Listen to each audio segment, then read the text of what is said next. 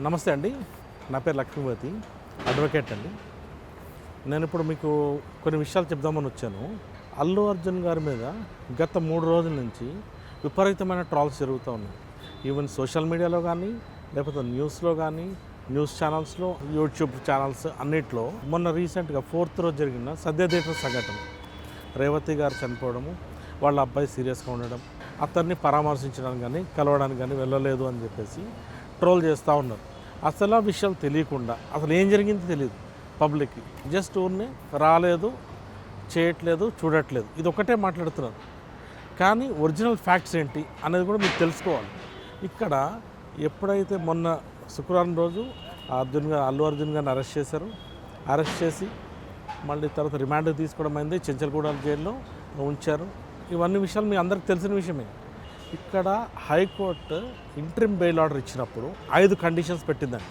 The main point ఏంటి అంటే, the petitioner accused number 11 shall cooperate with the investigation and he shall not make any attempt to interfere with the ongoing investigation or with the witness in any manner.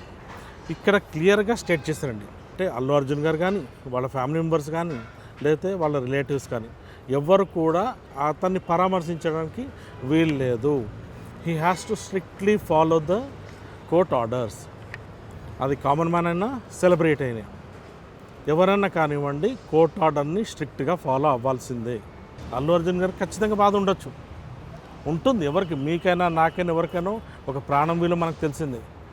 దాని గురించి మనము ఆ అబ్బాయి కోలుకోవాలని కోరుకుందాం తప్ప ఇంకో రకంగా కాదు. మనం ట్రోల్ చేసో అల్లు అర్జున్ గారు రాలేదు, లేకపోతే ఇంకొకరు రాలేదు, అవన్నీ వద్దు మనకి. అది రైట్ కాదండి.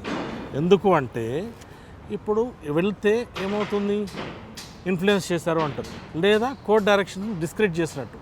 యాజ్ పర్ హైకోర్ట్ డైరెక్షన్స్ ఎవరున్నా కానీ, weather he's a celebrity or else a common man, he should strictly follow the rules of the high court.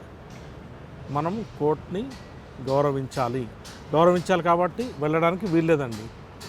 మనము కేవలం కోరుకోవాల్సింది ఏంటి, ఆ అబ్బాయి పరిస్థితి విషమంగా ఉంది, ఇప్పుడు తేరుకుంటున్నప్పుడు అతను త్వరగా రికవర్ అయ్యేసి నార్మల్ అవ్వాలని కోరుకుందాం. అంతేగాని సెలబ్రిటీ వచ్చి చూడాలి, లేకపోతే వాళ్ళు వచ్చి చూడాలని కాదు.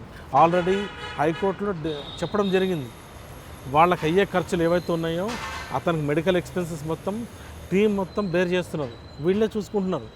యాజ్ ఎ హ్యుమానిటీ గ్రౌండ్ వాళ్ళు చూసుకుంటున్నారు. And it was there responsibility. అందరూ సపోర్ట్ చేస్తున్నారు. Let's pray for his recovery. ఆ అబ్బాయి రికవరీ కోసం చూద్దాం. అంతేగాని సెలబ్రిటీ రావాలి, చేయాలని మనం చూడొద్దు. At the same time he should not come to the victims place. ఎందుకు అంటే as per high court direction he should not come, అంతే.